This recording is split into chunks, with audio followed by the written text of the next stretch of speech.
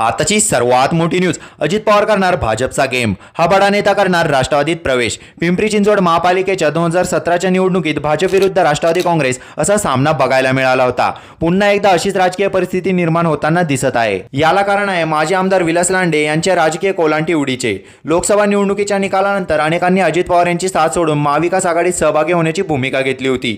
यामध्ये भोसरीचे माजी आमदार विलास लांडे आणि तत्कालीन राष्ट्रवादीचे शहराध्यक्ष अजित गव्हाणे आघाडीवर होते। शहराध्यक्ष गव्हाणे 20 नगरसेवकांसह अजित पवार यांच्यापासून दूर गेले। मात्र आता पुन्हा एकदा माजी आमदार विलास लांडे आणि त्यांचे शिष्य अजित गव्हाणे यांनी आगामी महापालिका निवडणुकीत डोळ्यासमोर ठेवून स्वतःचे राजकीय अस्तित्व टिकवण्यासाठी सत्तेसोबत जुळवून घेण्याचे धोरण ठेवून उपमुख्यमंत्री अजित पवार यांच्या राष्ट्रवादी काँग्रेस पक्षात प्रवेश करण्याची तयारी सुरू केली आहे।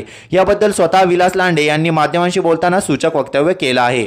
यामुळे पुन्हा एकदा स्थानिक पातळीवर महापालिका निवडणुकीत भारतीय जनता पक्ष विरुद्ध राष्ट्रवादी काँग्रेसचा सामना होऊ शकतो। लोकसभा निवडणुकीत विलास लांडे आणि अजित गव्हाणे यांनी महाविकास आघाडीच्या उमेदवाराचा प्रचार केला, असा दावा विधानसभा निवडणुकीवेळी करण्यात आला। लोकसभा निवडणुकीत महाविकास आघाडी पर्यायाने राष्ट्रवादी काँग्रेस शरदचंद्र पवार पक्षाला चांगले यश मिळाले होते। त्यामुळे लांडे गव्हाणे यांनी समर्थकांसह अजित पवारांच्या राष्ट्रवादीला रामराम ठोकला आणि शरद पवारांशी हातमिळवणी केली होती। विधानसभा निवडणुकीत राष्ट्रवादीची तुतारी चिन्हावर भोसरीची निवडणूक लांडे आणि गव्हाणे यांनी प्रतिष्ठेची आणि अटीतटीची केली।